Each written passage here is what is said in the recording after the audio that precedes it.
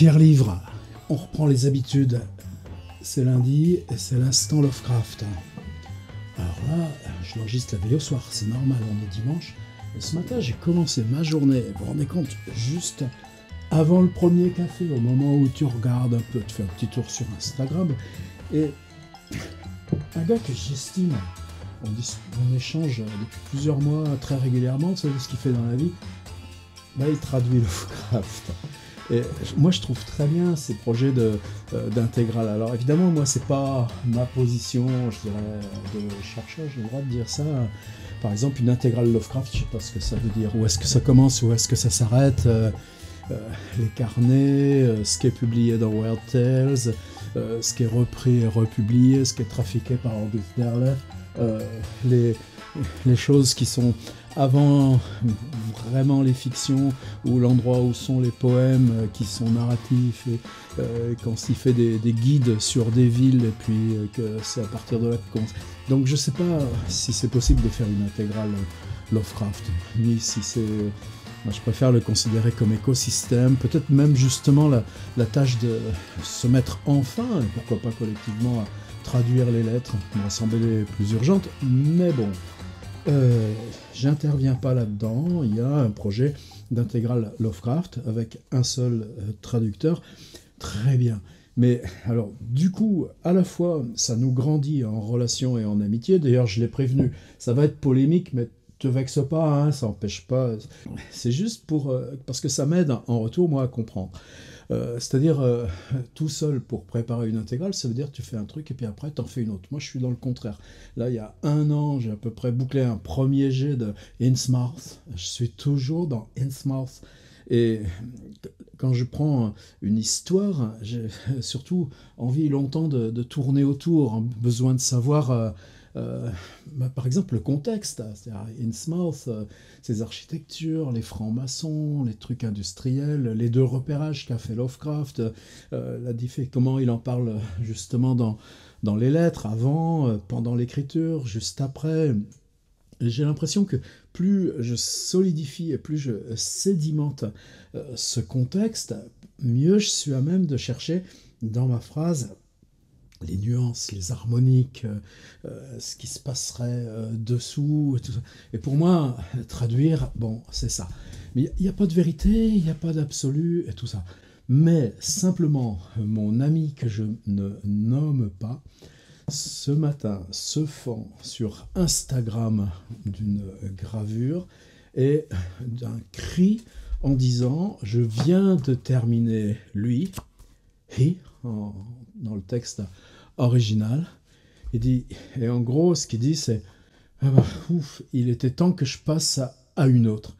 Et là moi, juste avant le café, alors évidemment j'ai réagi, ça l'a fait marrer, tout ça, donc on est dans un bon dialogue. Et moi je me dis, mais cette histoire pour moi, mais c'est une des plus essentielles de H.P. Lovecraft. Alors évidemment si tu en fais juste une avant, puis tu as un truc, puis il faut en faire une après, je ne sais pas comment il procède, si c'est chronologiquement. Moi, je sais que je fonctionne plus par analogie. Par exemple, là, ces derniers temps, beaucoup de textes de Lovecraft qui croisent le cinéma, comme Nyarlathotep, par exemple. Je sais qu'un jour, pour ce qui me concerne, j'arriverai à Kadath, l'inconnu. Cette ville vue en rêve.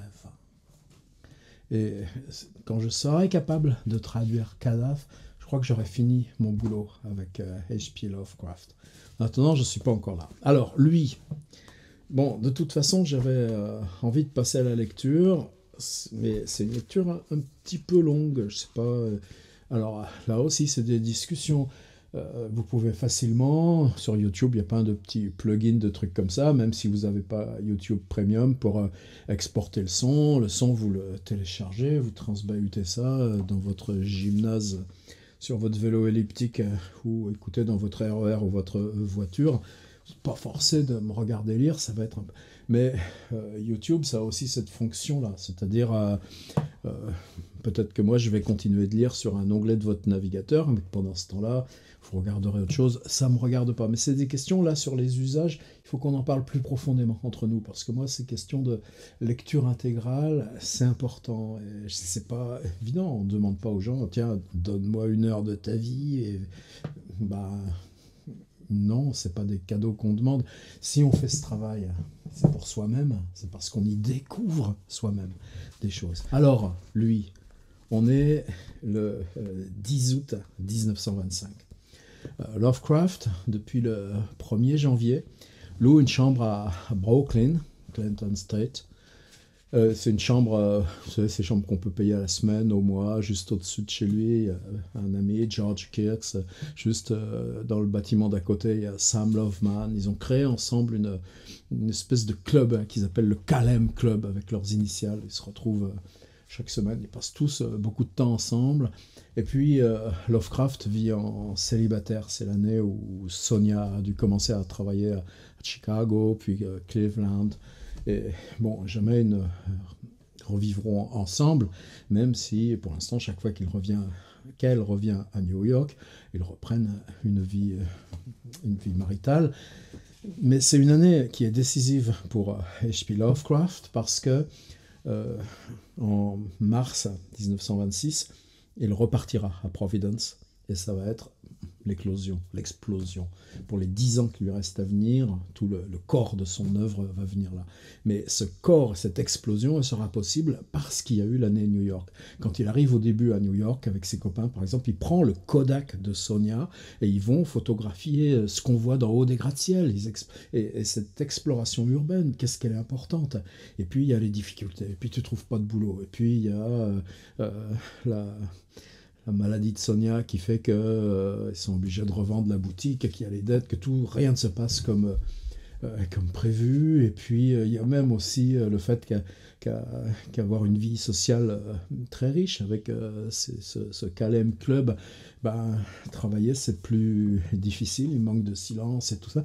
Et puis la ville devient progressivement un ennemi. C'est-à-dire que il y a une deuxième étape qui est d'aller chercher dans New York les strates, les restes du New York colonial. Il y a l'excursion qu'ils vont faire au cottage d'Edgar Poe, enfin, toutes ces choses qui sont pour Lovecraft éminemment symboliques. Mais à un moment donné, il y a cette conscience. Par exemple, juillet 1926, c'est là où il va faire les premières notes qui ébauchent l'appel d'Ortlou qu'il écrira à Providence au retour. C'est le retour à la fiction avec Horreur à Red Hook, qui n'est pas un truc transcendant, un air glacial aussi. J'ai mis dans un petit bouquin, là, j'ai regroupé mes 3 traductions de récits new-yorkais. Horreur à Red Hook, air glacial et ce he. Lui, justement, c'est pas de l'autopub, c'est juste pour vous situer le territoire. Et ce qui se passe dans ce mois de juillet, c'est un mois de canicule, c'est tous les récits de canicule qu'on a pu avoir nous cet été. Bon, à New York, c'est la même chose, c'est-à-dire l'autorisation donnée aux enfants d'aller se baigner dans les fontaines municipales. Et Lovecraft commence à s'établir sur un rythme qui va être le sien pendant assez longtemps. Alors tout ça, on a un petit calepin où tous les jours, il annote ses heures, ses lectures, ses marches, ce qu'il mange, comment les comptes aussi, parce que la pauvreté devient un obstacle continu, même si heureusement c'est Sonia qui paye en gros les dépenses. Et ce rythme, c'est que en gros, il dort une nuit sur 2. Et puis, quand commence cette période de 48 heures, il y a, bon, évidemment, marcher, lire le journal, voir les copains, et puis s'installer dans une nuit blanche. Et cette nuit est une nuit de marche, c'est-à-dire que Lovecraft sera toujours, toute sa vie, un marcheur urbain, mais à New York, il est un marcheur urbain raisonné. Alors il y a les elevators, tous ces métros aériens, prendre les transports en commun, se faire descendre à 20 bornes de la ville le long de l'Hudson, et puis revenir à pied, suivant tel itinéraire, ou partir vers le New Jersey, là, comme Elizabethville, on va voir ça avec lui.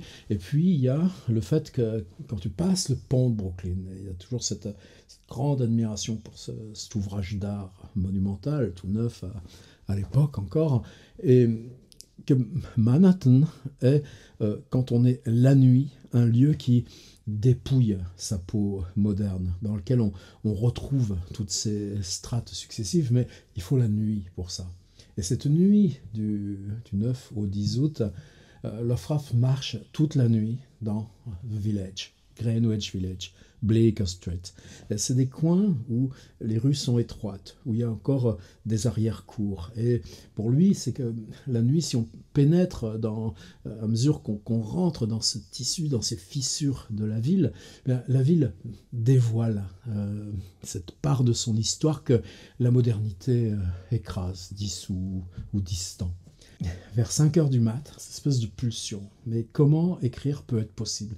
Écrire, c'est pas encore mûr. Alors, il y a déjà ce ferry gratuit. Vous savez, chacun d'entre nous qui est allé à New York pour la première fois a pris ce ferry gratuit pour Staten Island, qui passe au pied de la statue de la liberté. On arrive à Staten, il n'y a rien à voir, ni rien à faire. Alors, on fait demi-tour et on revient, mais qu'est-ce que c'est beau! Et à l'époque, on est encore beaucoup dans l'histoire. Est-ce qu'on construit un tunnel entre Manhattan et Staten Island? Arrivé à Staten Island, il prend un bus. Ce bus, là aussi, c'est le premier bus à 6 heures du matin. Kick out, kick out.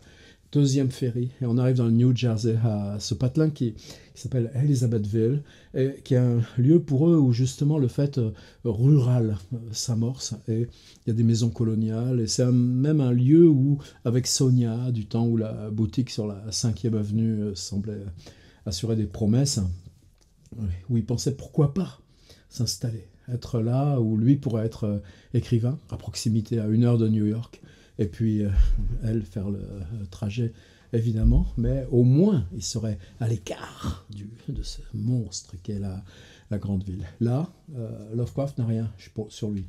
Il rentre dans une épicerie, il achète un carnet, il le paye 10 cents. Il va s'asseoir dans un jardin public, on est l'été, il est 7 heures du matin, et 4 heures plus tard, à 11 heures, il a fini cette histoire.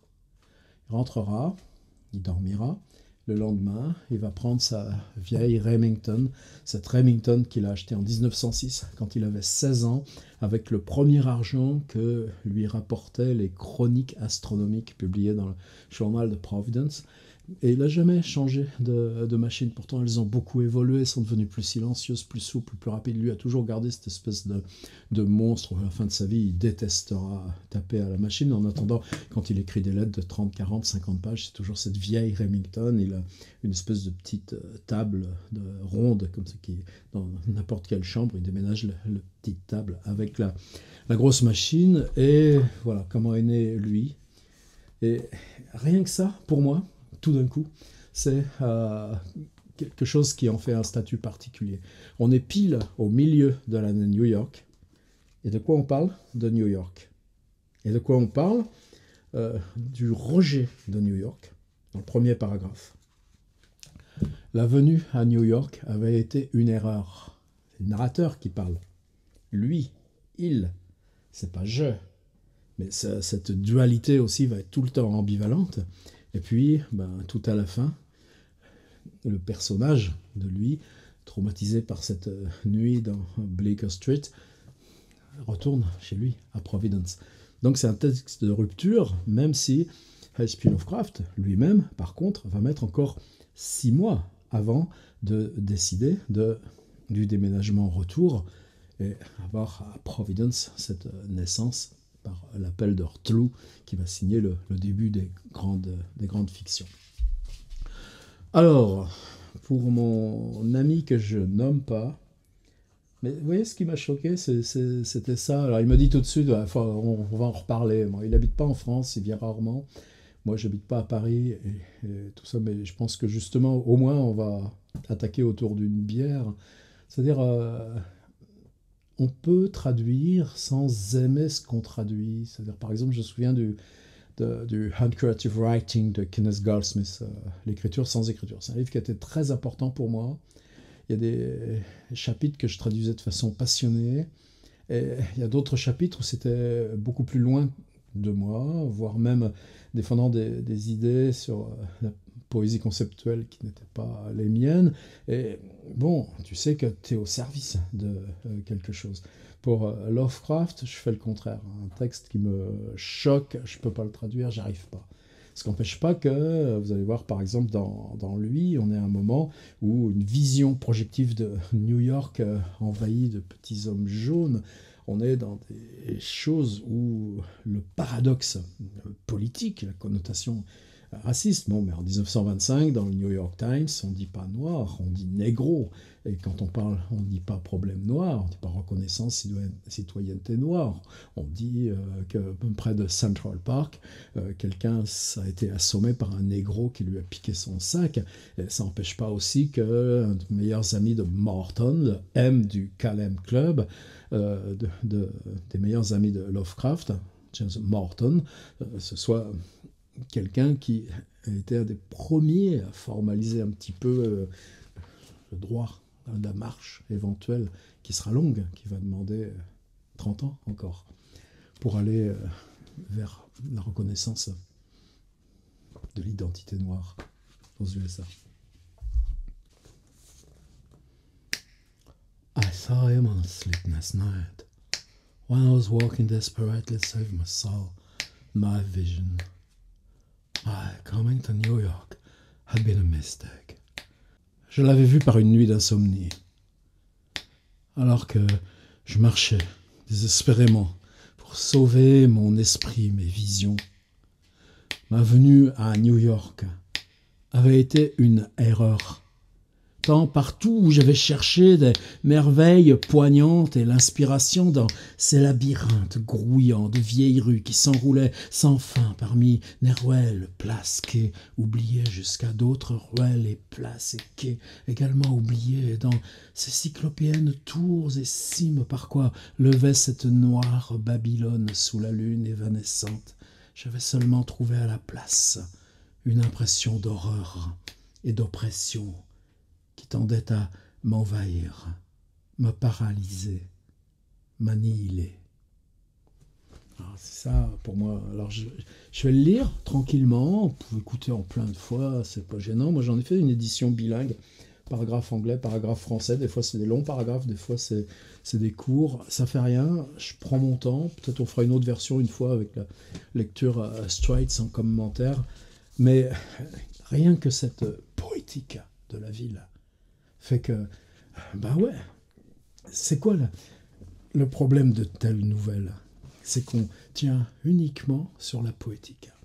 Et sous la poétique va venir transpercer une intrigue, et que cette intrigue va prendre non pas la force directe de choses comme la chose sur le seuil, ou chuchotement dans la nuit, mais des archétypes du conte fantastique. Ça, c'est aussi passionnant là-dedans. C'est les figures qui vont émerger par ces trois apparitions brèves de temps. C'est le lieu qui va devenir le statut même de la fiction. Et puis, vous n'avez rien d'autre. C'est-à-dire que si vous passez outre à la question de la poétique, ça retombe comme un vieux soufflet. Mais comment ne pas être déjà dans... C'est-à-dire, oui, c'est une nouvelle totalement charnière de Lovecraft, parce que, précisément, alors je pense que ça doit être difficile d'enclencher une traduction et puis une autre, mais dans ce cas-là, à un moment donné, il faut arrêter, quoi. C'est-à-dire, la désillusion avait été progressive. La première fois que je suis arrivé à la ville, je l'avais découverte depuis le pont au crépuscule, dans sa majesté au-dessus des eaux. Ces incroyables pics et crêtes levées comme des fleurs, et dont les couleurs délicates allaient de bouquets violets jusqu'aux nuages dorés enflammés. Qui d'entre nous n'a pas photographié depuis Brooklyn le crépuscule sur Manhattan, sous les premières étoiles du soir? Puis elle s'était allumée, fenêtre par fenêtre, au-dessus du chatoiement de la rivière où balançaient et glissaient des lanternes, que des cornes émettaient de sourdes et sauvages harmonies. Vous voyez, passer le mouvement temporel des lumières, les choses qui s'allument derrière le skyline, et puis eh bien, vous rajoutez le son. Et le son, ce qui gonfle de la ville parce que le soleil se couche, ben, les bateaux, tu peux pas t'empêcher de mettre ta sirène. Et tout d'un coup, cette vague de son vient redoubler le crépuscule visuel. Ben ouais, c'est ça mon gars Lovecraft. Que des cornes émettaient de sourdes et sauvages harmonies, elles-mêmes, and deep halls by weird harmonies, and itself becomes starry firmament of dream, redolent of fairy music and one with marvels of Carcassonne and Samarcande. Voilà la ville de Carcassonne qui débarque là. Bien sûr, Lovecraft l'a jamais vue, mais il l'a trouvée dans suffisamment de livres. La cité fortifiée dans les montagnes. Ça, il y en a plein en Italie ou ailleurs. Mais celle-ci s'appelle Carcassonne. Il la cite. Mystère. Je reprends. Que des cornes émettaient de sourdes et sauvages harmonies, elles-mêmes devenant le firmament étoilé d'un rêve, évoquant la musique des fées autant que les merveilles de Carcassonne, Samarcande, Eldorado, là-haut sur l'Amazone, et toutes ces villes glorieuses et demi-fabuleuses. Bientôt après, je découvrais ces vieilles allées si chères à mon imaginaire, d'étroits et courbes passages et ruelles, où parmi les étages de briques rouges clignaient des lucarnes à petits panneaux au-dessus de portes d'entrée à piliers qui avaient vu des chaises à porteurs dorés. Première fois où vous passez de l'image, une porte d'entrée et ces pilastres, et que du coup cette impression de passé fait que l'image du passé est là. Mais c'est pas vous qu'on êtes dépositaire, c'est les choses. C'est-à-dire la porte a vu passer 100 ans plus tôt des chaises à porteurs. Et vous allez voir que cette disjonction, c'est elle qu'on va progressivement faire passer sur le narrateur et qui va devenir donc la réalité elle-même. Et donc le fantastique, c'est ça aussi, c'est cette mécanique qui est terrible chez Lovecraft.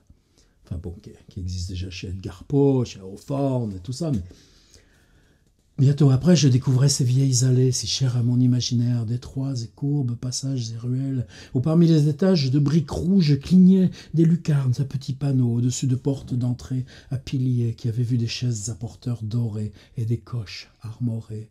Et dans le premier éclat de ces choses, depuis si longtemps souhaitées, nul doute que j'aurais bientôt les réalisées, nul doute. Et dans le premier éclat de ces choses depuis si longtemps souhaitées, la ville comme rêve et désir qu'elle va tromper, nul doute que j'aurais bientôt réalisé les trésors qui feraient de moi un poète. Et la volonté d'écriture sur la question de la poésie et pas écrire la narration fantastique qui vous sera pourtant à la fois sa réalisation et son choix, mais on n'a pas le droit de la tenir à l'intérieur du livre. Il faut que le but poète reste un petit peu au-delà pour que la narration tienne. Mais le bonheur et le succès ne s'en suivraient pas, tu parles.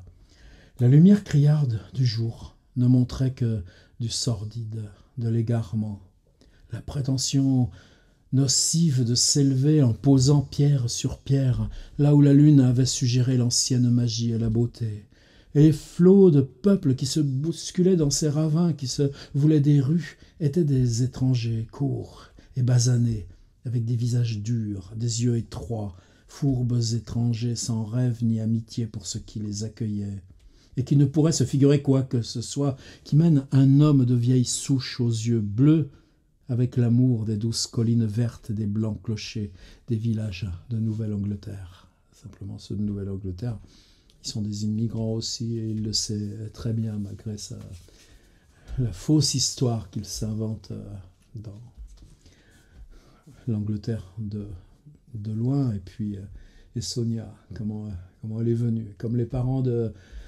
Bob Dylan, sa mère qui émigre à Liverpool, qui laisse ses deux petites filles à Liverpool, qui ensuite vient vers Chicago, ce coin-là, les mêmes coins que Dylan, et là qui se fait qui vit avec un type qui a plus d'argent qu'elle, mais qui la bat, etc. Et finalement trouve l'argent pour faire venir ses 2 filles, la petite Sonia à 16 ans qui sera mariée à un type de 10 ou 15 ans de plus et tout ça. Et elle est juive, donc quand Lovecraft dit ça, il y a toujours ces arrière-plans qu'il faut mesurer aussi.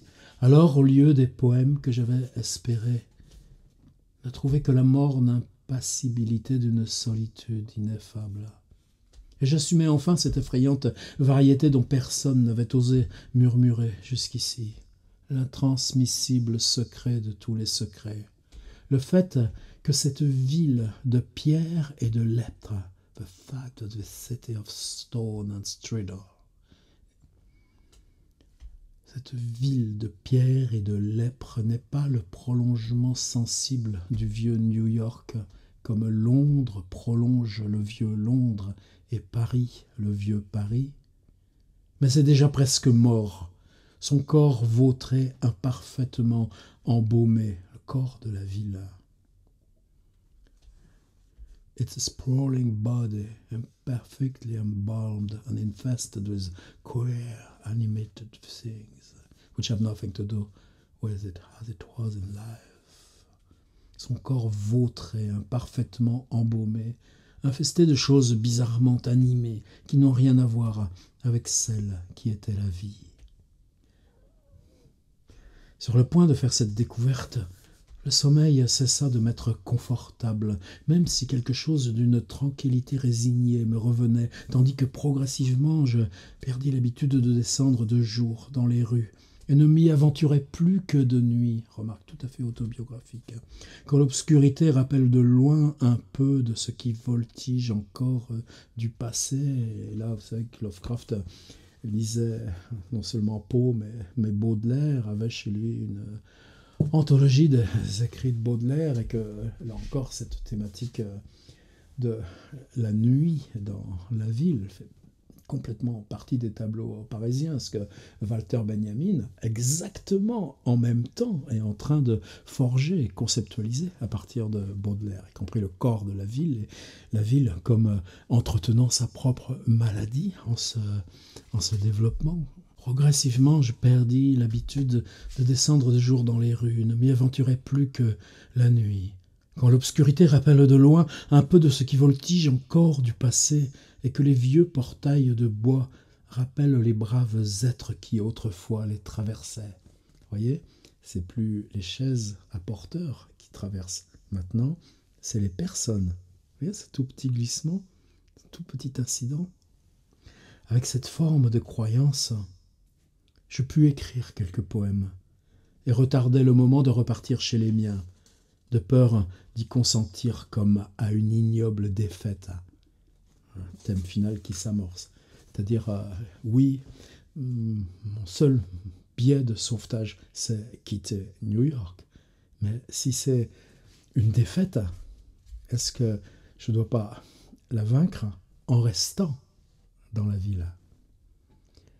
Ce fut alors, dans une de ces marches de nuit sans sommeil, que je rencontrai cet homme. Là, par contre, la phrase directe, simple. Ce fut dans une cour grotesque et cachée des ruelles de Greenwich, où dans mon ignorance je m'étais établi, ayant entendu que ce quartier était le lieu naturel des poètes et artistes. Les ruelles et maisons archaïques, les petites places, les cours inattendus, bien sûr, m'enchantèrent, mais de poètes et d'artistes, je ne trouvais que de prétentieux brailleurs. Ben oui, eux où ils habitent, Lovecraft et ses copains, à Brooklyn, de l'autre côté du pont. Pam, pam, pam. On va pas les louper, hein, ceux qui vous méprisent. Que de prétentieux brailleurs dont l'originalité prétendue n'est que clinquant et dont les vies sont le déni de toute la pure beauté que sont la poésie et l'art, et ne restaient que pour l'amour de ces restes vénérables. Je les imaginais comme elles avaient été dans leur jeunesse, quand Greenwich était un flegmatique village. Alors là, vous voyez, encore une toute petite incidence.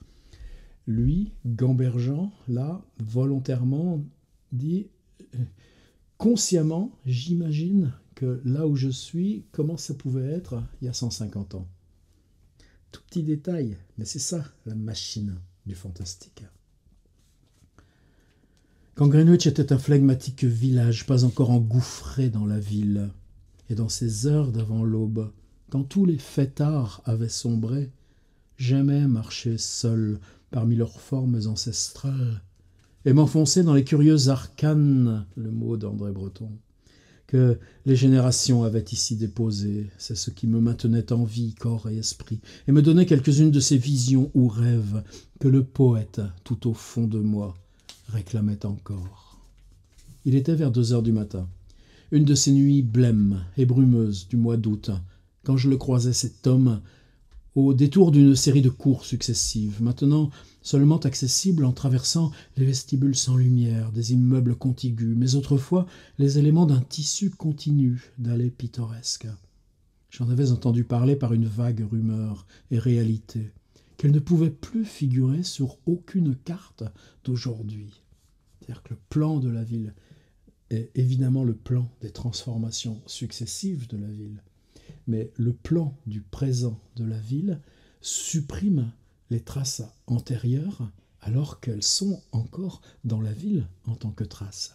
Si là on n'est pas dans un schéma benjaminien formidable, alors je suis d'accord qu'on est dans des strates et des couches de détails, mais précisément la force du fantastique, à quoi ça tient? Ça tient à cette construction extrêmement précise. Là on a des kilos de textes de Lovecraft sur sa machinerie d'écriture. Et je crois même que sa jouissance à lui d'auteur, c'est pas dans l'histoire, c'est dans la logique, dans tous ces éléments qu'on construit les uns par rapport aux autres, dans leur résonance précise, pour que le truc vous embarque comme un objet compact. Et moi, en le traduisant, je croyais que j'ai pris mon pied. J'en avais entendu parler par une vague rumeur et réalisé qu'elles ne pouvaient plus figurer sur aucune carte d'aujourd'hui. Mais le fait qu'elles étaient oubliées ne pouvait que me les faire aimer plus. Et je les avais cherchées avec mon habituelle impatience redoublée. Maintenant que je les avais trouvées, mon impatience, ça y est, le narrateur quitte le plan de la ville. Mon impatience redoublait encore, tant leur disposition ne cachait à peine qu'elle devait être seulement une partie de beaucoup plus, avec de sombres et muettes ruelles semblables enfoncées obscurément parmi de hauts murs blancs, derrière de hautes arches. Si vous me permettez, je prends un crayon. Je me fais des petites notes sur les miens. Ou guettant sans lumière, derrière de hautes arches, pas encore livrées aux hordes de langues incompréhensibles. Alors toujours cette strate de fond raciste qui va toujours embarquer de plus en plus rigidement Lovecraft. Et ça, évidemment, pour nous, il n'y a pas d'excuse, il n'y a pas de pardon, pas de truc comme ça. Simplement, à quel moment, si une société fonctionne comme ça et marche comme ça, dans la façon même dont ces types sont traités en permanence dans la relégation, dans ce négatif absolu, pareil pour Céline. Est-ce qu'on peut brûler Lovecraft pour ça? Le problème, c'est que non seulement on n'est jamais indemne de quoi travailler à l'intérieur de soi pour l'acception de l'autre. Et ce chemin, on ne l'apprend pas des bénis oui-oui. On n'apprend qu'à aller se frotter au salles. Cette maladie de la ville. C'est en ce sens-là que la maladie de Lovecraft, c'est pas un artifice de récit. Il est comme ça dans ses lettres, il est bien pire dans ses lettres. Mais est-ce qu'on a vaincu? Est-ce qu'on est dans un monde qui a vaincu ces démons, la phrase de Bertolt Brecht? Non, le démon il est là, encore dans le ventre. Donc quelque part, un endroit où venir travailler sur Lovecraft, c'est aussi dire c'est quoi ce serpent qu'on a devoir de piétiner, d'annihiler, comme lui dit. Annihiler. C'est compliqué ce truc-là. On en a déjà parlé plusieurs fois dans le vidéo-livre. Mais c'est le fond du truc. Et problème du traducteur. C'est-à-dire, est-ce que tu mets un petit sfumato? Est-ce que tu contournes les mots? C'est quoi les mots? Hordes of the foreign speaking. Oh God. Les hordes de ceux qui ne parlent pas la langue. Or, c'est quoi la langue du continent américain? C'est toute une tissu de langues qui sont orales, mais qui sont majestueuses. L'anglais est une langue d'occupation, foreign speaking. Et puis même l'anglais, est-ce qu'il n'a pas une histoire saxonne, Codgrave? Ou accaparé par de louches et peu communicatifs artistes dont la pratique n'invite pas à ce qu'on en fasse publicité à la lumière du jour. Et reprenez un petit peu ce qui se passe dans le monde artistique en 1925 à New York. Il me parla sans même que je l'y invite. Mon regard trahissant mon état d'esprit, tandis que j'admirais d'anciennes portes à vantaux dans leur monture de fer forgé, le lueur blafarde de leurs vasistas m'éclairant faiblement le visage.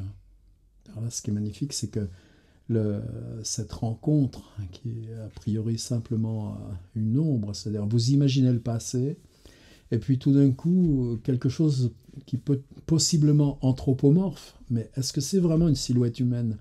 Non, vous êtes en train de regarder des portes. Et tout d'un coup, ce que vous fabriquez d'hallucinations de voix, elle n'a pas besoin d'être incarnée par un personnage. C'est là où tout d'un coup le fantastique de Lovecraft devient fort. C'est pas croiser un type bizarre avec des habits bizarres qui va vous emmener dans un endroit bizarre. Dans ce cas-là, oui, évidemment, l'histoire elle éclate comme un ballon de baudruche, quoi. C'est pas... Non, c'est une suite de transitions où, puisque vous-même vous imaginez le passé, vous regardez ces portes, vous regardez ces motifs de fer forgé, et puis précisément parce qu'il y a cette réalité de ce motif de fer forgé, à ce moment-là, le décalage temporel s'installe et il se personnalise. Et c'est dans l'ordre, c'est dans cet ordre, c'est dans ces transitions. Et là, par contre, le boulot du traducteur, waouh, bah ouais, tu mets quelquefois... il faut passer quelques heures de plus pour piger. Son propre visage était dans l'ombre. C'est-à-dire, là encore, vous voyez la transition de Lovecraft, comment elle est? C'est-à-dire, vous êtes devant ces portes, ces motifs de fer forgé, la réalité est là, extrêmement précise, elle est ouvragée. Qui a fait le fer forgé? Des types qui, il y a 200 ans. Et cette lumière, le reste, là, ici, le quartier n'est pas éclairé, mais ce halo blafard de la ville, en se reflétant là sur ces portes, éclaire quoi? Le visage du narrateur. C'est-à-dire que la figure qui va se déplier et qui va transgresser la réalité, c'est son propre visage à lui. Et là, c'est parce qu'on éclaire le visage du narrateur que le visage qui parle est dans l'ombre. C'est-à-dire que la lumière sur le visage est simplement la sienne. La lueur blafarde de leur vasistas m'éclairant faiblement le visage. Son propre visage était dans l'ombre. Il portait un chapeau à larges bords qui s'accordait parfaitement en gros à la grande cape hors d'âge qu'il affectionnait. C'est-à-dire qu'on fait surgir la figure, mais on la dissimule du même coup. Là, il faudrait demander à Lacan un petit peu de nous expliquer la syntaxe. Je fus subtilement soulagé de toute inquiétude avant même qu'il ne parle. C'est-à-dire qu'on l'accepte alors même que le discours n'a pas commencé. Sa silhouette était mince d'une maigreur presque de cadavre. Sa voix se révéla à la fois douce, caverneuse, même si pas spécialement profonde. Il m'avait remarqué plusieurs fois dans mes promenades, me dit-il. On avait déduit que je lui ressemblais, le double encore, dans l'amour des vestiges des époques finies. Est-ce que je n'accepterais pas qu'il me guide, lui qui pratiquait de longtemps ses explorations et possédait des informations beaucoup plus approfondies que quiconque récemment arrivé pouvait effectivement se procurer? Qu'est-ce qu'on nous joue là? La comédie divine, Dante, la rencontre de Dante et de Virgile, le poète devant le poète, et le poète qui ancien, qui prend le poète nouveau pour lui faire visiter les enfers, mais ce ne sera pas la voix de Virgile qui rendra compte des enfers, mais celle de Dante. Bien évidemment, le schéma ici est une citation, une intertextualité d'évidence, une intratextualité à rapporter, où puisque justement, s'il s'agit de parler du contemporain de la ville, du contemporain de New York, qu'est-ce qu'on va prendre? C'est comment dans la littérature?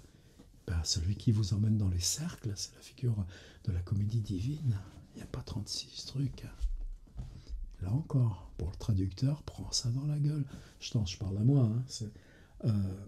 C'est-à-dire, comment tu vas laisser résonner cette intratextualité, que tu vas la faire exister. Ouais, il va falloir que tu ailles reprendre un petit peu. C'est pas facile. Justement, le livre de Kenneth Goldsmith, vous savez, cette Anglaise une Américaine qui va à la British Library à Londres et qui décide de reprendre toutes les traductions successives du début de la comédie divine de Dante, c'est-à-dire précisément ça, cette scène-là, et elle en trouve 54. Et elle publie un livre qui est les 54 traductions successives de la même scène. Kenneth Goldsmith dit à quel moment ce livre est notre rapport précis à ce qui se joue dans la comédie divine tout autant. L'autre visage qui passe par un reflet. On est dans une nouvelle figure du double, mais on n'est pas dans la vision directe. C'est ce jeu de transfert, écart de la vision. Là aussi, il faut respecter. C'était une expression noble, même avenante par ses traits anciens, et affichant les marques d'une lignée d'un raffinement inhabituel pour l'époque et le lieu. Certaines particularités me perturbaient cependant, autant que ses traits me plaisaient, peut-être trop blême, ou sa fixité d'expression, ou trop en dehors des normes actuelles de la ville, trop en dehors des normes actuelles de la ville. Là, c'est une figure qui est un peu plus complexe que celle des étrangers qui parlent mal. Pour que je me sente à l'aise ou rassuré. Inquiétude, toujours. Une autre figure. Elle n'est pas soulevée, l'inquiétude. Elle est latente. Peu importe, je le suivis. Tant dans ces jours mornes, ma quête des anciennes beautés et mystères était ce qui me tenait en vie. Je reconnaissais comme une faveur rare du destin d'avoir pu tomber sur quelqu'un dont les recherches avaient telle parenté avec les miennes, et qui semblait cependant les avoir poussées bien plus loin. Quelque chose dans la nuit. Something in the night constrained the clocked man to silence. Quelque chose dans la nuit incite à l'homme en capa à garder le silence. Pendant toute une heure, il m'emmena sans besoin de prononcer un mot. Or, quelques brefs commentaires, surtout à propos d'anciens noms, dates et changements. Et là encore, les anciens noms, Lovecraft, il s'en prend des registres entiers. Il va dans les cimetières, y compris dans Manhattan, pour disposer de ces listes de noms. Il s'en sert dans les récits? Quasiment pas. Très rare que les personnages aient des noms. Mais l'onomastique, la sonorité, la géographie que ça dessine, ça, oui, c'est le corps du récit. Et m'indiquant les directions par geste, Dante, alors que nous glissions dans d'étroits interstices, traversions des couloirs sur la pointe des pieds, le labyrinthe de Nerval, mais justement là où Nerval et Baudelaire ont pris à Piranèse, et via Piranèse à Dante, pour leur figure de la ville du XIXe siècle. Enjambions des murets de briques et même une fois rampâmes sur les mains et les genoux sous un étroit passage de pierre voûtée, dont la longueur sans fin, ça c'est ces pénétrations souterraines évidemment qui sont un thème permanent de Lovecraft, mais qui sont des figures qui viennent dans le rêve. Là, je ne suis pas trouvé dans sa correspondance de 1925 de rêves qui soient directement ces enfoncements, comme dans les périodes 1920-1922. Très souvent, il écrit à Galpin ou à Loveman le rêve qui a provoqué le départ vers la fiction. Mais en tout cas, l'insertion de la source onirique à même le récit, pour que, dans l'instance de réalité, on fasse surgir le fantastique par la réalité du rêve. C'est-à-dire que ça, on ne peut pas le mettre en cause, puisque c'est une figure archétypale de comment chacun en rêve. On retrouve, relisez-la, qu'est-ce que j'ai lu l'autre jour, La ville sans nom, par exemple, avec cet escalier qui descend, qui descend, qui descend. Et même une fois rampâmes sur les mains et les genoux sous un étroit passage de pierre voûtée, dont la longueur sans fin, et les coudes tortueux m'effacèrent toute possible mémoire du parcours que je tentais d'établir. On lisait La fille aux yeux d'or de Balzac, pour ça. C'est l'homme aux yeux bandés, puis la voiture qui essaye de reconnaître le trajet, alors que le fiacre fait plein de détours pour le perdre dans le labyrinthe du présent immédiat. Et les choses qui se révélaient à nous étaient vieilles et merveilleuses, ou semblaient l'être dans ces quelques rayons rasants de lune blême par lesquels je les découvris, et je n'oublierai jamais ces colonnes ioniques chancelantes, ces pilastres cannelés. Vous avez vu ça, vous, à Bleecker Street, aux étroits meneaux et impostes décoratives, qui semblaient de plus en plus désuètes et étranges, à mesure que nous nous enfoncions plus profondément dans l'inépuisable dédale d'une ancienneté inconnue.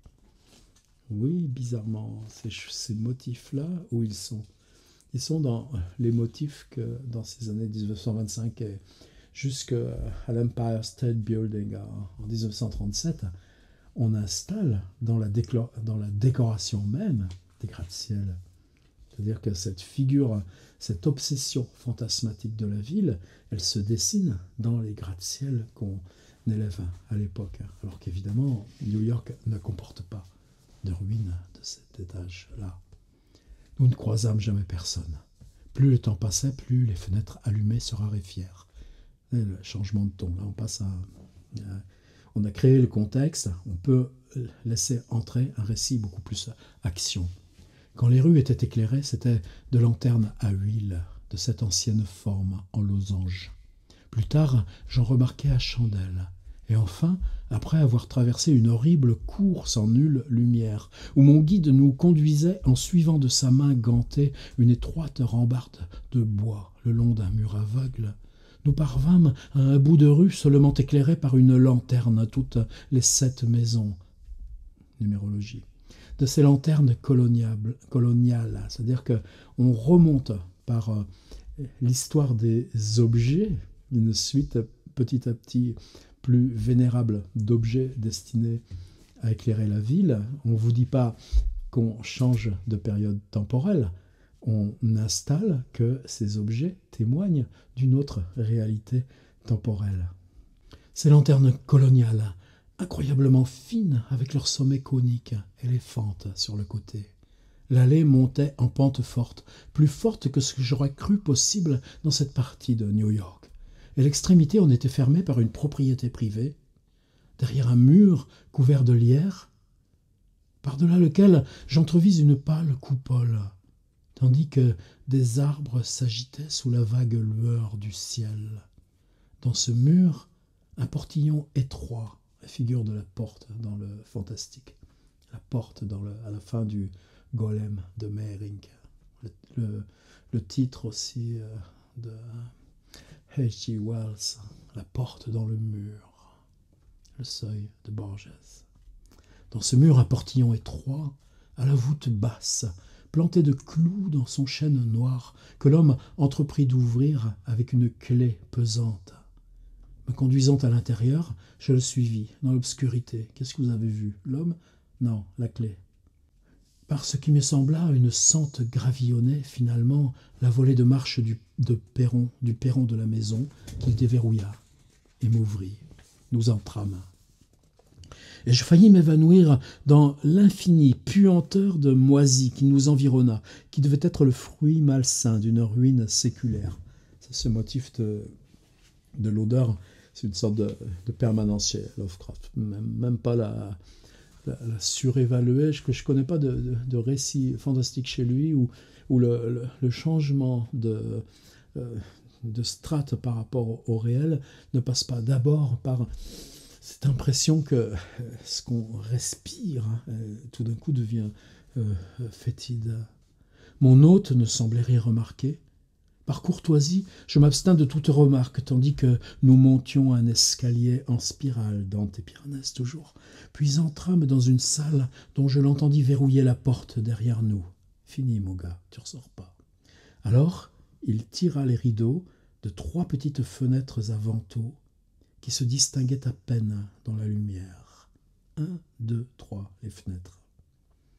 Après quoi, il traversa jusqu'à la cheminée, battit une pierre à briquet, alluma 2 chandelles d'un candélabre à 12 branches, et fit un geste pour m'enjoindre de parler à voix basse. Dans cette faible lueur, je découvris que nous étions dans une bibliothèque. Deuxième motif après l'odeur. C'est-à-dire, est-ce que vous avez changé de réalité ? Probablement. Mais est-ce que c'est une réalité fantastique ? Non.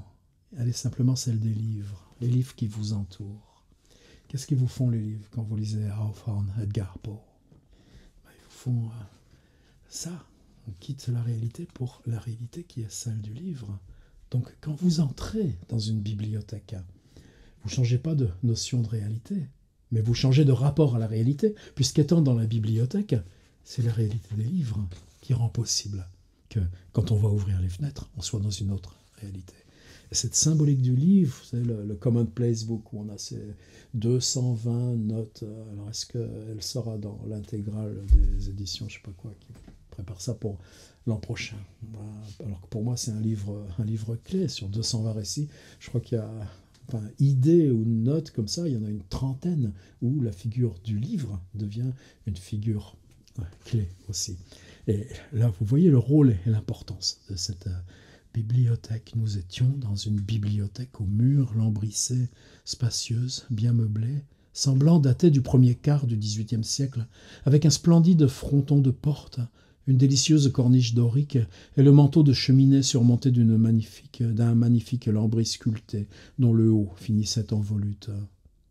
Au-dessus des rayonnages encombrés le long des murs, il y avait par intervalles des portraits de famille d'une belle facture, juste renforcer l'idée de réel, et même ternis jusqu'au presque indistinct, affirmant une parenté indiscutable avec l'homme qui maintenant, à quoi l'homme, d'où il tient sa légitimité, de peinture. Donc là encore, vous voyez comment toujours ces choses qui sont incontestables, c'est-à-dire des portraits comme vous avez dans tous les récits de Walter de la Mare, etc., ou dans le portrait ovale d'Edgar Poe, c'est-à-dire que ces figures qui ont légitimement leur place pour figurer l'histoire d'une maison, en ressemblant à l'homme, ce qu'ils disent, c'est qu'il n'y a pas besoin de préciser ce visage qui est devant vous, qui est simplement un geste transactionnel. L'homme n'a pas de visage, sinon ce que projette en les fractionnant ces diverses images qui sont sur les murs. L'homme qui maintenant m'avançait une chaise près d'une gracieuse table Chippendale.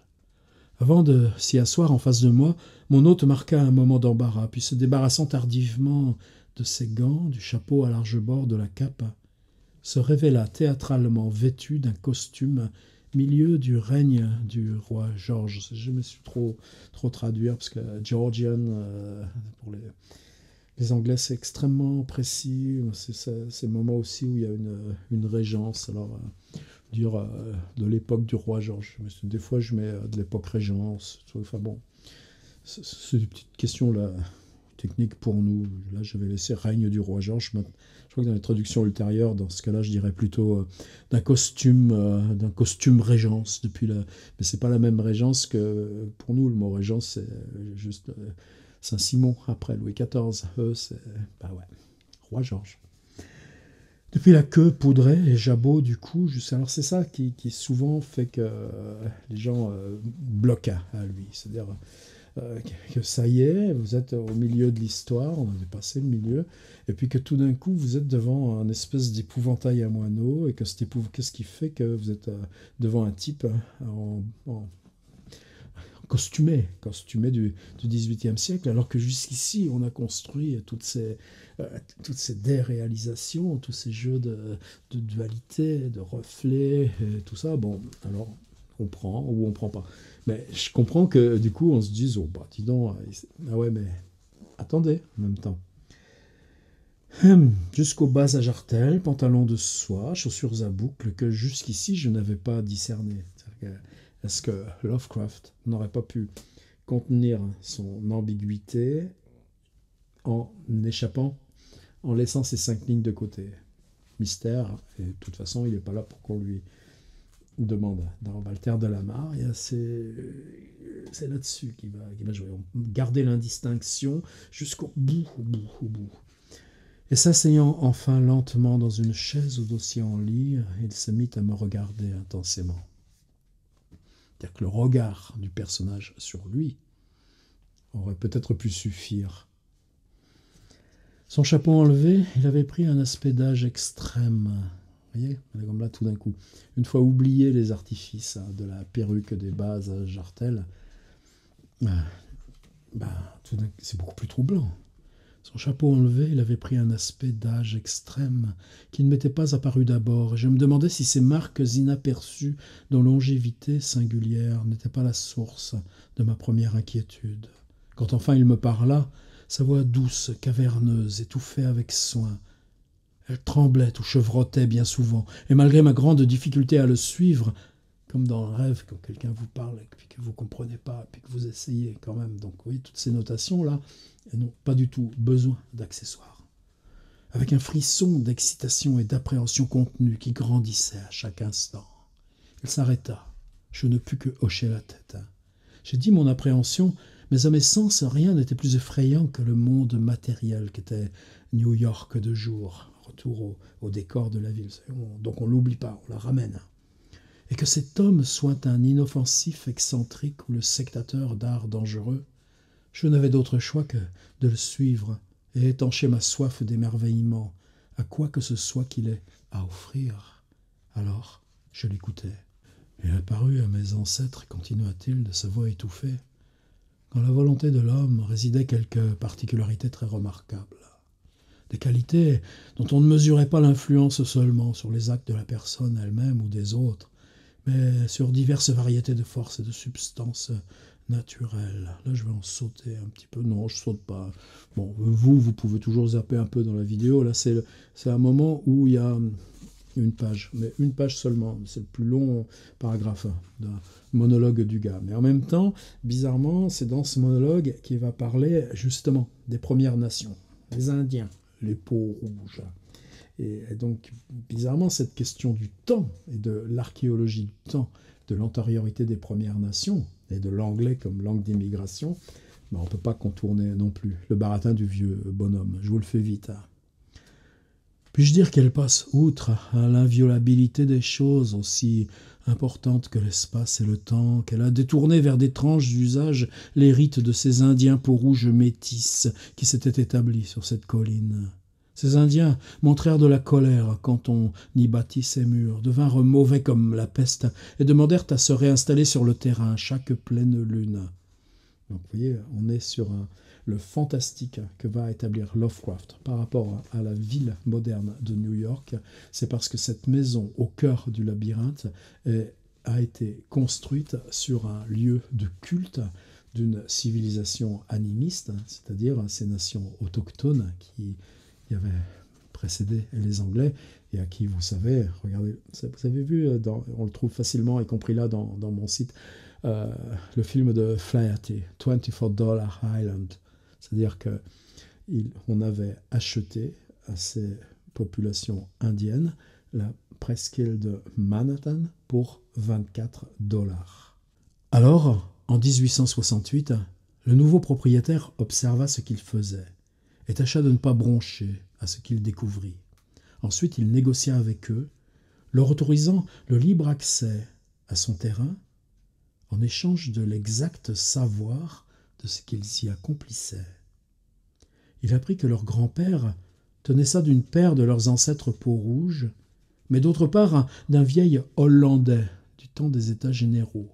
C'est-à-dire que le mysticisme des peaux-rouges, on va l'incuber, je ne sais pas comment on pourrait dire ça, avec des zones mystiques qui viennent de la Hollande, Spinoza, pas loin Maître Eckhart derrière.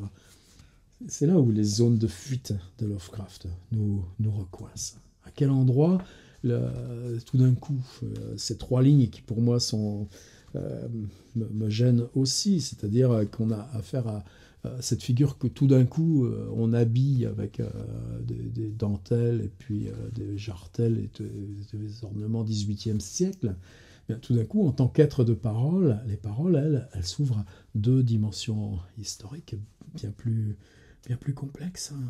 Et la vérole pour son âme, je crois bien que le vieux Squire leur a servi une monstrueuse quantité de rhum, qu'il ait eu une idée derrière la tête ou pas, parce qu'une semaine après avoir appris le secret, il était le seul être vivant à le connaître. Comment on se débarrasse? C'est quoi le génocide des Premières Nations? Ben, on les saoule. Et vous, monsieur, vous voilà le premier étranger. Attention, tout à l'heure, le mot étranger, c'était quoi? C'était ceux qui envahissaient New York parce qu'ils parlaient mal. Là, c'est le même mot. The first outsider. C'est la nouvelle de Lovecraft. Outsider. Et bien, c'est le narrateur, maintenant, qui est devenu l'étranger par rapport à celui-là. Donc, vous voyez, c'est ce truc aussi qui pourrait être de racisme élémentaire, comme tout d'un coup, elles sont renversées par Lovecraft lui-même. Vous voilà le premier étranger à apprendre que ce secret existe. Et arrêtez-moi si vous pensez que j'en ai trop dit sur ces étrangetés, mais là, j'ai mal traduit parce que le mot fait the powers, sur ses pouvoirs. Le mot, c'est le même que Castaneda. Vous êtes le premier à avoir connaissance de ce secret, et si vous pensez que j'en ai dit trop sur ses pouvoirs, et pas étrangeté, si cela vous refroidit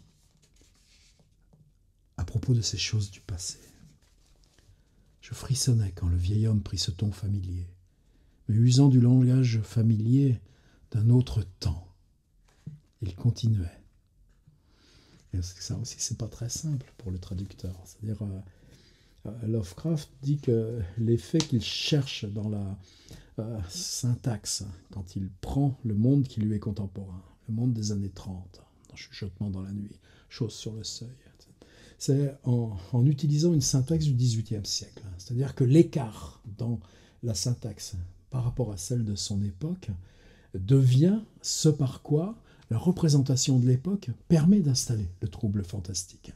Donc cette référence au XVIIIe siècle dans la syntaxe, elle est extrêmement importante à transcrire. Alors comment l'ami qui traduisait ça hier, puis qui n'a pas aimé cette nouvelle, ce récit, je ne sais pas comment lui traite avec ça. Moi, j'ai toujours pensé que, vous voyez, par exemple, ces figures du labyrinthe, on a des textes de Nerval, des textes de Baudelaire qui participent de la même source. Donc je me dis que si moi j'essaye de prendre... On est 90 ans après Lovecraft. Lovecraft, il est 90 ans après Edgar Poe. Donc moi je me dis toujours que si j'utilise volontairement, non pas la langue du XVIIIe siècle, parce que ça redouble l'écart, mais si j'installe cette distance avec ceux qui parlent les premiers de la question de la ville comme labyrinthe, c'est-à-dire Baudelaire et Nerval, ou Baudelaire traducteur de Poe, à ce moment-là, je recrée cette distance-là. Et là, bah ouais, qu'est-ce que c'est passionnant de faire ce boulot. Mais c'est encore plus passionnant, c'est quel texte vous offre que ce travail-là devienne le travail le plus funambule. C'est-à-dire que Lovecraft utilise très peu de langage argotique familier. C'est pour ça que moi j'arrive à le traduire, sinon je ne suis pas angliciste, je ne saurais pas, j'arrive pas. Enfin, ouais, j'ai fait suffisamment d'essais sur les gens autour de lui, Algernon Blackwood, etc., Ambrose Bierce. J'ai pas les éléments pour ça. Mais Lovecraft n'utilise pas ces registres de slang. Par contre, là, pour montrer que son personnage existe, et que c'est un personnage du XVIIIe siècle, puisque lui écrit avec du XVIIIe siècle, il va recréer cet effet de réalité en faisant que ce personnage parle avec des tournures familières, voire argotiques du XVIIIe siècle. Un pox en aime. La vérole sur sa couille. Voilà quoi. J'avoue de jouer avec ces trucs-là. Moi, des fois, bon, dans ce cas-là, qu'est-ce que je fais? Je dis que tu traduis en une journée, tu passes à une autre. Non, tu te la gardes, tu reviens 3 jours après. Un pox au nez. C'est pas la vérole sur ses couilles, parce que ça, tu serais dans de l'argot à la Céline, ça marche pas. Là, tu joues. Usant du langage familier d'un autre temps. always familiar speech of another day, he went on. Il continua. Vous voyez, dans ce jeu, usant familier d'un autre temps, ellipse, et continua. Alors là, moi, je m'y retrouve. C'est-à-dire, ces lignes temporelles qu'installe la langue originale, là, vous pouvez les transposer. Et si vous jouez sur ces lignes-là, de rapidité, de long, de bref, de distance, à ce moment-là, vous pouvez tenter de la placer, votre vérole. Comment je traduis, moi? Vérole pour son âme. Bon, pas surchargé. Et vous devez savoir, monsieur, que ce que le vieux Squire avait appris de ces bâtards sauvages, c'est-à-dire le type dont il parle, parlant des Indiens comme Lovecraft parle, des gens qui sont dans le port de Brooklyn, n'était rien qu'une partie de ce qu'il lui serait donné d'apprendre. Il n'avait pas été à Oxford pour rien, ni correspondu pour rien avec un ancien chimiste, jeu toujours avec le savoir positif, et un astrologue parisien. Il avait fini par croire que le monde n'est rien que la fumée de nos intellects. Schopenhauer, pas les prétentions du vulgaire, mais la sagesse qu'on souffle et aspire, comme les nuages du meilleur tabac de Virginie. Lovecraft n'a jamais fumé. Ce que nous voulons, nous pouvons le faire advenir. Là, on est complètement dans Schopenhauer. Ce dont nous ne voulons pas, nous pouvons l'écarter, le tenir à distance. Je ne dirais pas que c'est complètement vrai dans les faits, mais c'est suffisamment vrai pour offrir de temps en temps quelques vues originales. Vous seriez bien amusé par le spectacle des années passées, plus précis et assuré que ce que vous en propose votre imagination. Alors faites attention de tenir toute peur à distance pour ce que j'ai l'intention de vous montrer. Venez à la fenêtre et tranquillisez-vous. Est-ce que c'est une référence à la philosophie de Schopenhauer? On s'en fout. Il lisait aussi Spengler, Déclin de l'Occident. Par contre, son truc, c'est de dire, ce bonhomme, je le fais exister en l'habillant au XVIIIe siècle. Est-ce que c'est crédible dans la mesure où, à part ces trois lignes, ce qu'on voit, c'est la momification du visage, c'est des choses qui se tiennent à distance. On n'a plus besoin de faire référence à des éléments matériels. Comment ça parle, un bonhomme comme ça? Est-ce que vous en connaissez qui parlent comme ça? Ben ouais, par exemple, tu ouvres Schopenhauer n'importe où, avec ses petites étroitesses sur les femmes, sur tout ça. Schopenhauer, il n'arrête pas de s'exciter, de s'encolérer, et pourtant, en même temps, cette question du réel est tout le temps là. Donc, quelque part, tu dis, tiens, et si mon bonhomme, c'était Schopenhauer qui était assis là?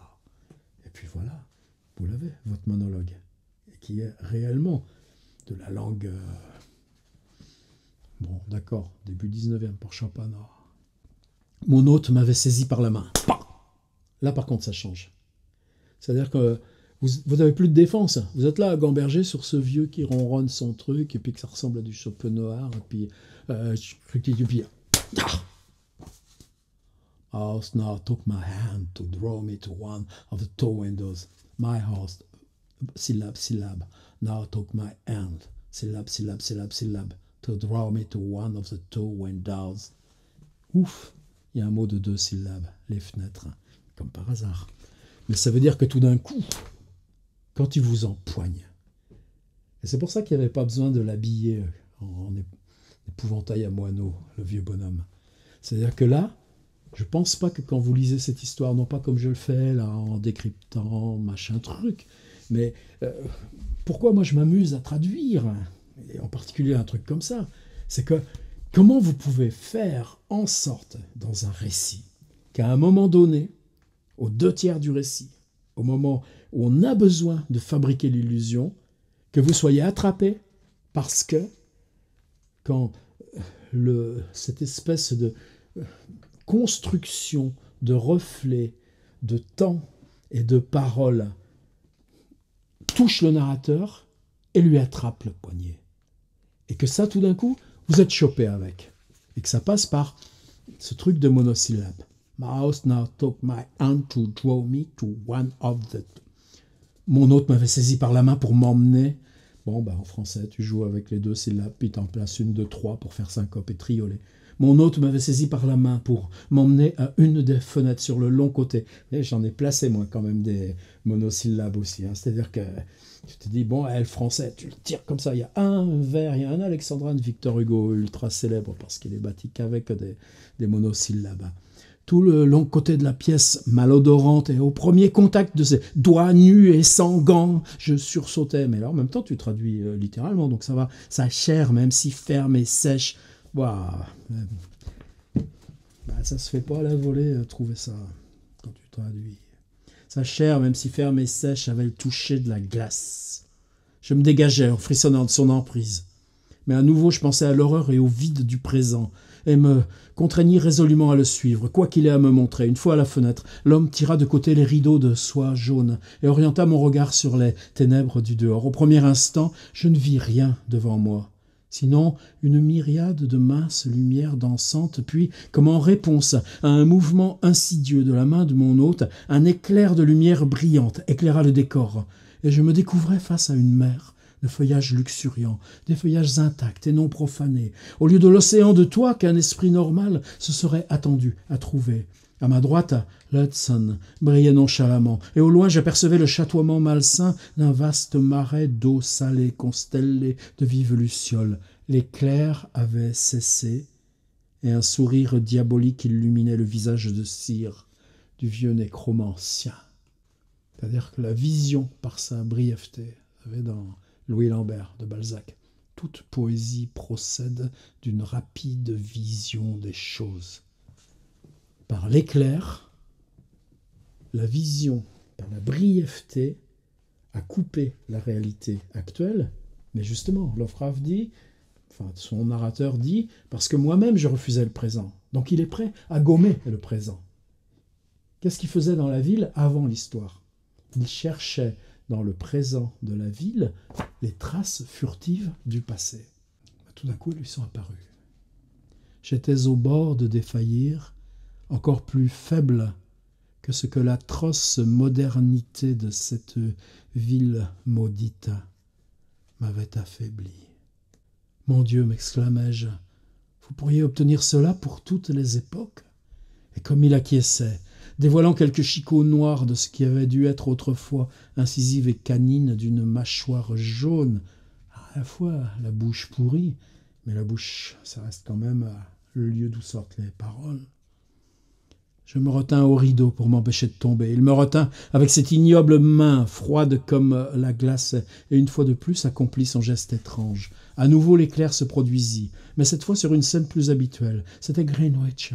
Le Greenwich tel qu'il avait longtemps été, avec ici et là un toit ou une rangée de maisons telles que nous les reconnaissions aujourd'hui, mais avec leur adorable pelouse et leur jardin parmi des étendues d'herbes en friche. Le marais brillait toujours au-delà, mais à l'horizon, on découvrait les clochers de ce qu'était à l'époque la totalité de New York. Les églises de briques de la Trinité et Saint-Paul dominant leurs sœurs, et un mince relent de fumée de bois provenant de l'ensemble. C'est même l'odeur, vous voyez.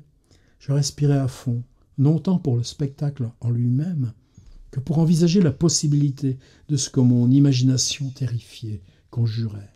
C'est-à-dire, vous êtes dans le village de Greenwich, et vous voyez les autres villages qui plus tard se sont rejoints pour former New York. Oseriez-vous aller plus loin ? Demandai-je dans une respectueuse crainte dont il me sembla qu'il la partagea une seconde, mais déjà il me retournait sa grimace sardonique. Plus loin ? Ce que j'ai vu ferait de vous une folle statue de pierre. En arrière, en avant, plus avant, à me regarder si vous avez le culot. Là, il y a un truc, là par contre, complètement idiomatique. Back, forward, look, et pulling la couette. Et sa phrase s'étouffa dans sa respiration, tandis qu'à nouveau, il accomplissait son geste, éclairant le ciel d'une lumière encore plus aveuglante que ce que nous avions vu juste auparavant. Pendant presque 3 secondes, me fut livrée cette vue de pandémonium, et durant ces 3 secondes, me fut livré ce qui désormais tourmenterait tous mes rêves. Je vis des ciels couleur de vermine traverser d'étranges choses volantes, recouvrant l'infernale ville noire avec ses terrasses géantes de pierre et les pyramides impies hérissées en désordre sous la lune. et les lumières méchantes brûlantes à un nombre infini de fenêtres et grouillant affreusement dans des galeries aériennes, je découvris le peuple jaune et aux yeux bridés de cette ville affreusement vêtue d'orange et de rouge dans leur danse de folie au son d'une quincaillerie enfiévrée, du cliquetis de crotales obscènes et le hurlement maniaque de klaxons étouffés dont la chorale sans fin s'élevait et retombait dans une ondulation qui ressemblait aux vagues d'un effrayant océan de bitume. Ah, évidemment, cette page, si courte qu'elle soit, c'est une page d'anthologie, page n'importe quel Lovecraftien. C'est pour ça que ce matin, ça m'a déglingué. Et pourtant, je dis, et je te le redis, si tu regardes dans l'amitié, dans la confiance, et puis je pense aussi que quand il y a peut-être un paradoxe du traducteur, et tu me diras, mon copain, là, sur, si c'est vrai ou pas, c'est-à-dire que des fois, tu es tellement pris par des trucs complètement techniques, c'est-à-dire une page comme ça, elle est tellement infernale à traduire, même si c'est A hellish black city of giant stone terraces with empires, pyramids flung savagely to the moon and devil lights burning from unburned windows. C'est-à-dire que la poétique même de ce surgissement, il faut garder le fait que ça surgit et ça se dissipe en même temps, puisque c'est un flash de lumière. Et que ce flash... nous, on sait la complexité. Par exemple, on est en 1925, donc je pense que mon ami traducteur a pris le temps d'aller revoir Rem Koolhaas, Dalerias, New York, et c'est quoi, ces moments-là, justement, qui précèdent l'Empire State Building en 1937. Là, on est juste avant, mais on est dans l'éclosion de Chrysler Building, Radio Hall, etc. Donc, c'est le moment où, dans la ville, on se dit que le 10e étage pourrait être un truc fétiche parce que la ville pourrait organiser une espèce de surface piétonne, de galeries, de trucs qui la joindraient partout au 10e étage. Et donc, on doit construire en tenant compte de cette possibilité-là. Donc, c'est question de l'utopie urbaine, elle est partout présente dans la transformation même de Manhattan en gratte-ciel, avec, je vous dis, juste avant la réalisation évidemment symbolique de l'Empire State, King Kong, vous connaissez. Et c'est-à-dire que nous, à la fois, il faut qu'on traite de ce que ces gens, en 1925, pouvaient projeter des utopies urbaines, et de comment, dans cette projection de l'utopie urbaine, Lovecraft, parce qu'il est dans le récit, la détourne, la casse ou la renverse. C'est-à-dire, si on regarde... Alors ça aussi, c'est le boulot du traducteur, et je pense que mon ami l'a fait, mais si on regarde, moi j'ai tout un bouquin de gravures là, qui viennent un tout petit peu plus après, qui sont toute la période de la Grande Dépression, mais quand à New York, on va au Whitney, moi c'est ce que je me gave à regarder au Whitney, c'est comment dans ces années-là, par exemple, ces géométries, c'est l'époque de Charles Schiller, c'est ce qu'on a appelé précisionnisme, c'est-à-dire les effets de perspective, construire des ponts sur des gravures ou des tableaux, fait que l'amplification même, c'est-à-dire que le coup porté à la perspective par la réalisation mécanique de ces villes qui se bâtissent selon leurs utopies, font que, esthétiquement, ces déformations produisent de l'abstrait. Et c'est une période qui, du point de vue de l'art visuel, est complètement transcendante. Et dans la peinture, dans la gravure, autant paradoxalement que dans le cinéma. Regarde, tu parles de Strand et Schiller, c'est ce film Manhattan en 1920, facile à trouver, et comment ça bascule en 1927 avec le $24 Island de Flaherty. Et là, avec ça, on comprend ce truc. C'est-à-dire, mais Flaherty, autant que Strand et Schiller, cherchent dans le présent, à la fois ce qui échappe à tout inventaire et à toute description possible.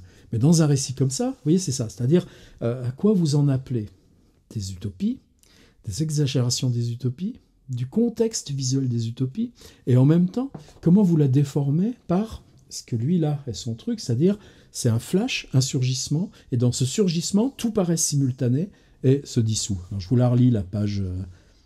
Et sa phrase s'étouffa dans sa respiration, tandis qu'à nouveau, Il accomplissait son geste, éclairant le ciel d'une lumière encore plus aveuglante que ce que nous avions vu juste auparavant.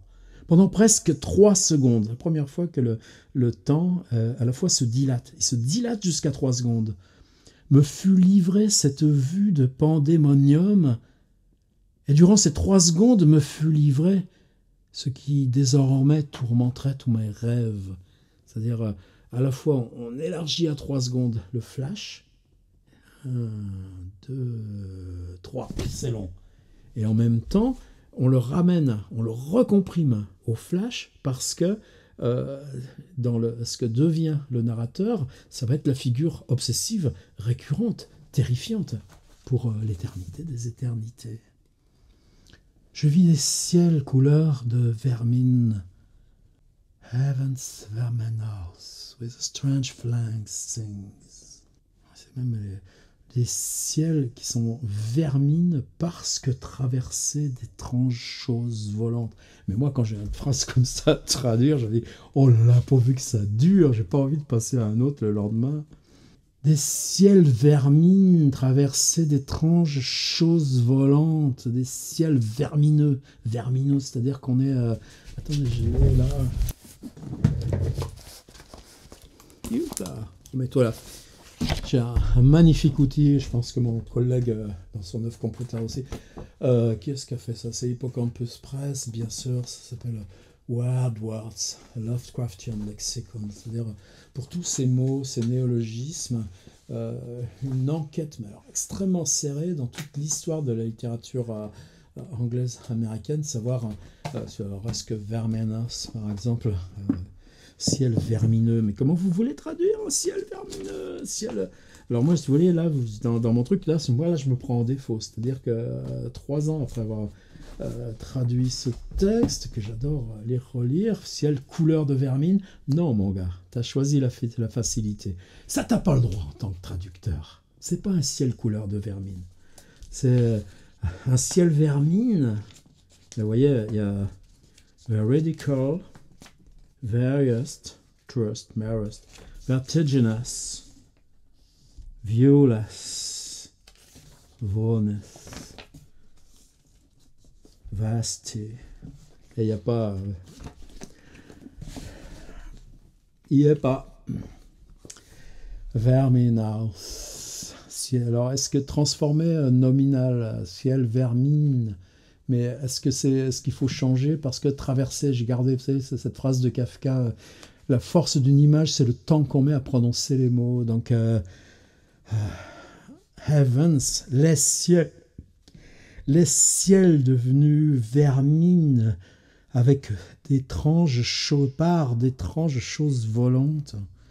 Les choses volantes en vermine dans le ciel, recouvrant l'infernale ville noire. Hellish Black City.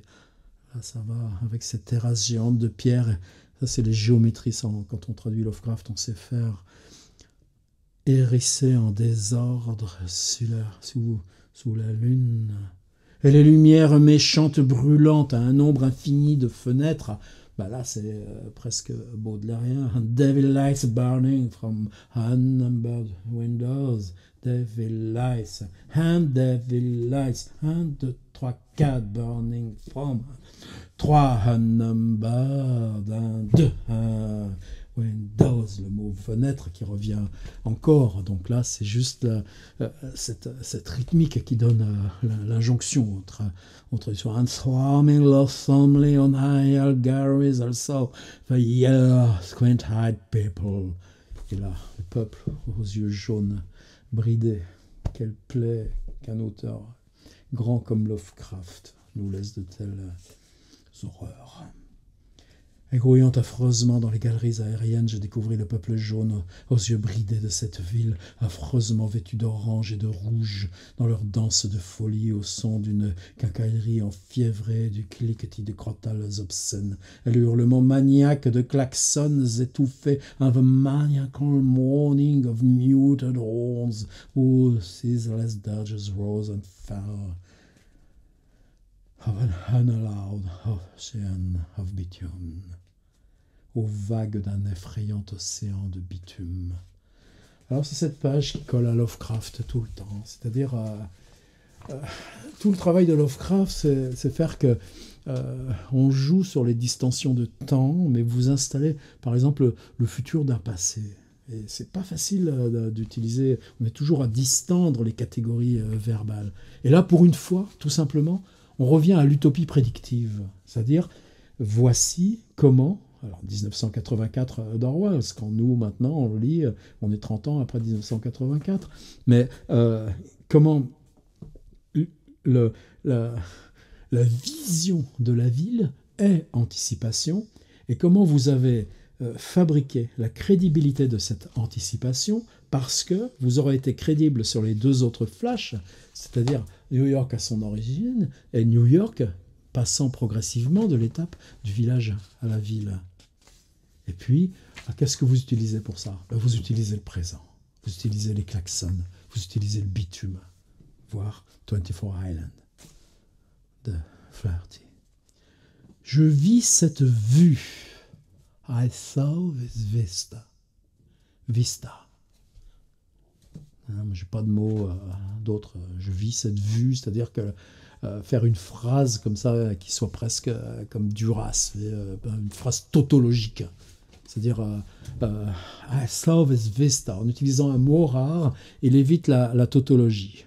Je vis cette vue, j'ai dit, et entendis avec l'oreille de l'esprit la cacophonie blasphématoire qui l'accompagnait. Là, on retombe sur... C'était l'exaucement criant de toute l'horreur que cette ville cadavre, that corpse city, c'est vraiment le cadavre sur... Le corps sur la table d'autopsie. Première expérience de la ville, corps. Au tout début, on avait body. Là, on a corpse. Que cette ville cadavre avait jamais pu extirper de mon âme. Et oubliant toute injonction de silence, je hurlais et hurlais et hurlais jusqu'à ce que mes nerfs se calment et que les murs autour de moi en tremblent. I screamed and screamed and screamed as my nerves. Scream, c'est le titre d'Edward Monk. Alors comme le flash s'affaiblissait, vous voyez, on est toujours dans les 3 secondes en fait.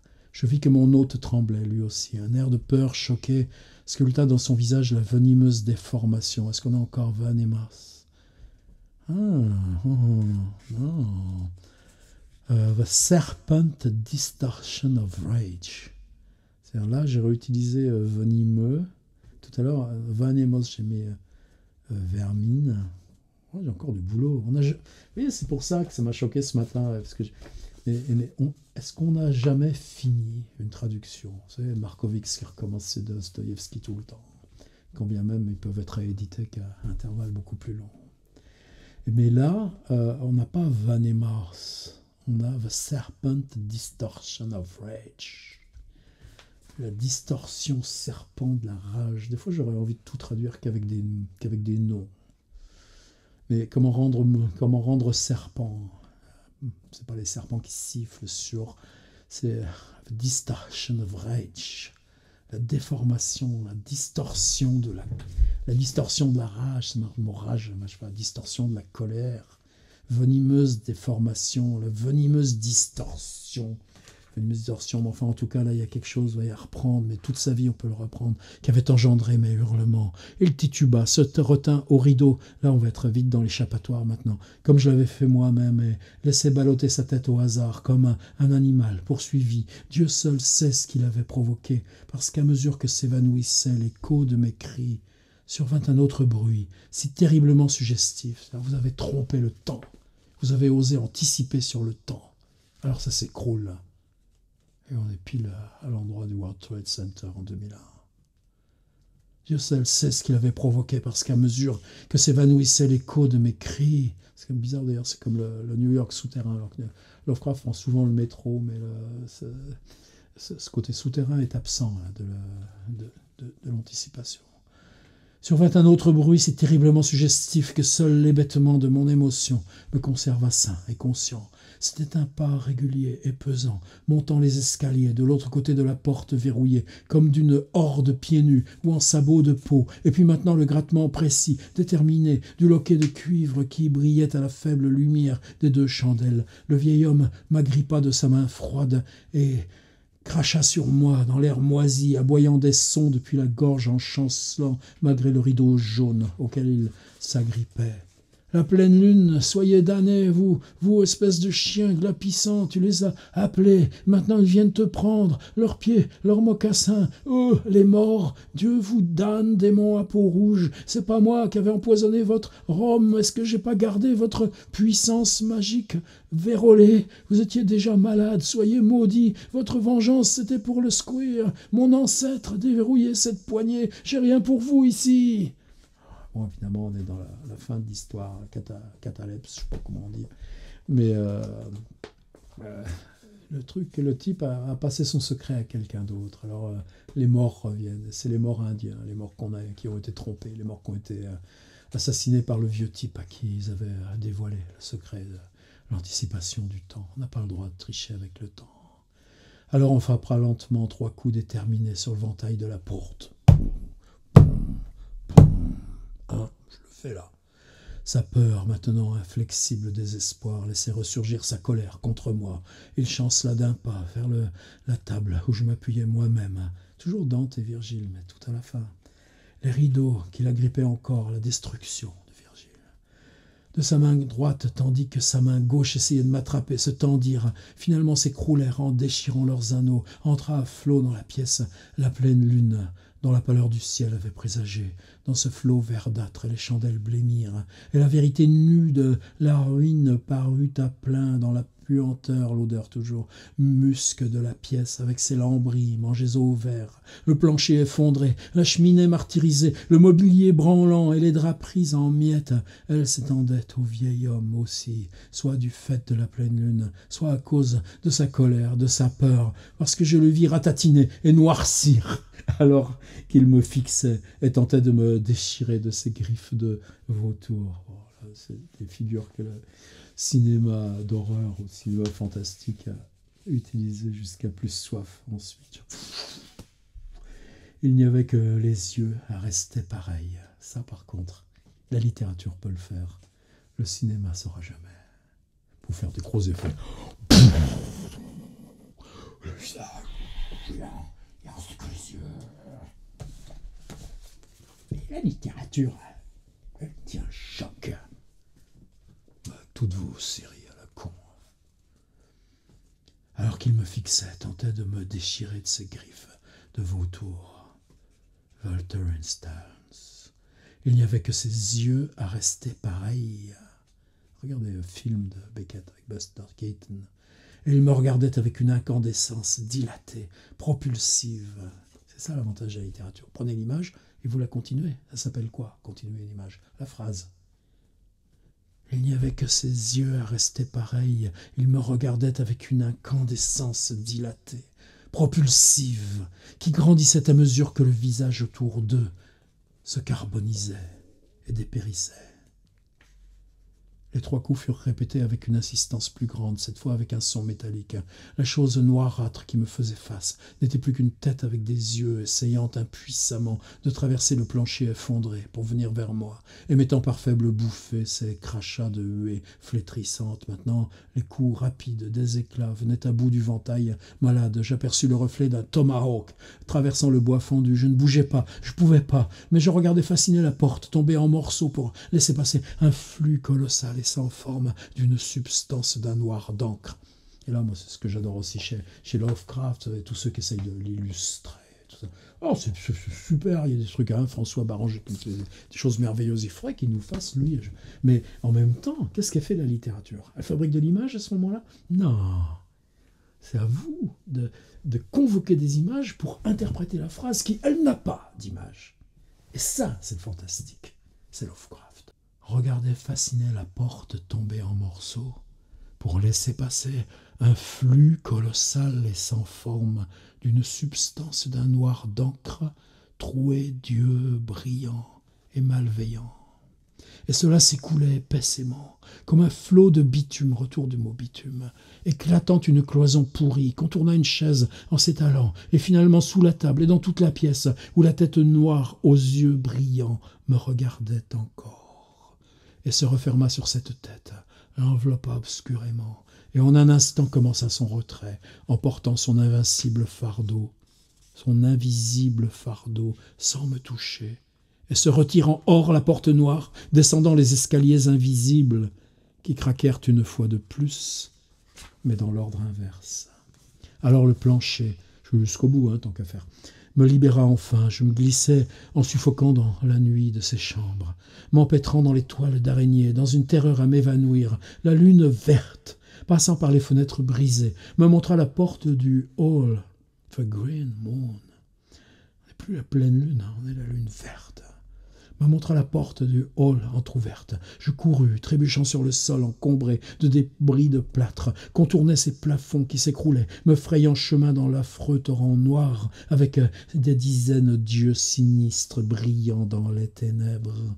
Je cherchais la porte de la cave. Quand je l'eus trouvée, m'y enfonçai. Je repris pied dans le sous-sol, comme je l'avais fait dans la pièce du haut, une fois que le grondement au-dessus eût été suivi, derrière la fenêtre côté ouest, de l'effondrement de ce qui devait être la coupole. Débarrassé pour un moment du naufrage, je retraversai le hall vers la porte d'entrée et réalisant que j'étais incapable de l'ouvrir, pris une chaise, brisai une fenêtre, puis franchis frénétiquement la cour à l'abandon où le clair de lune dansait sur des herbes et ronces qui m'arrivaient plus haut que la taille.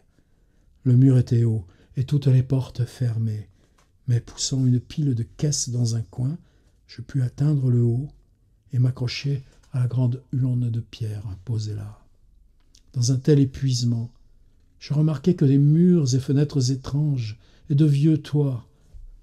Dans un tel épuisement, je ne remarquai que les murs, les fenêtres étranges et de vieux toits à mansarde.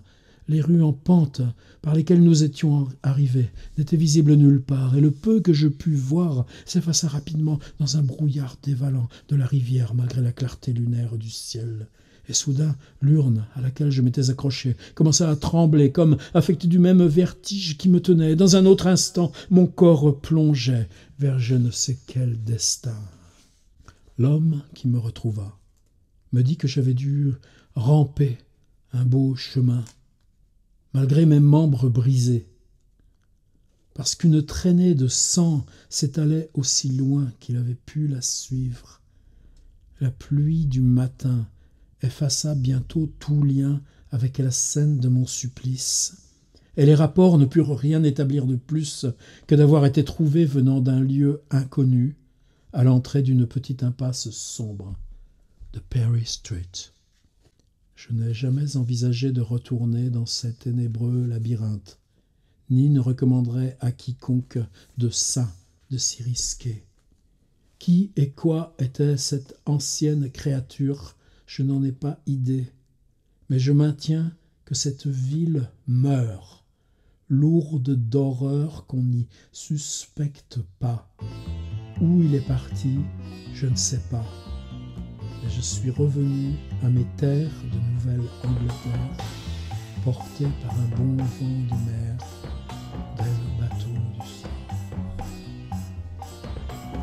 Nous sommes le 10 août 1925, à 11 heures du matin, sur un banc dans un parc à Elizabethville.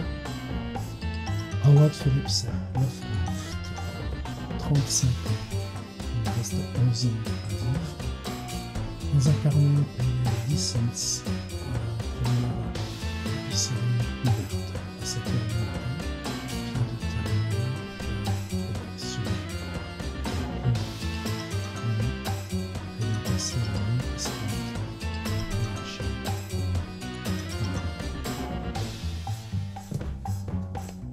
Merci à tous et à toutes. Du plaisir que vous me faites.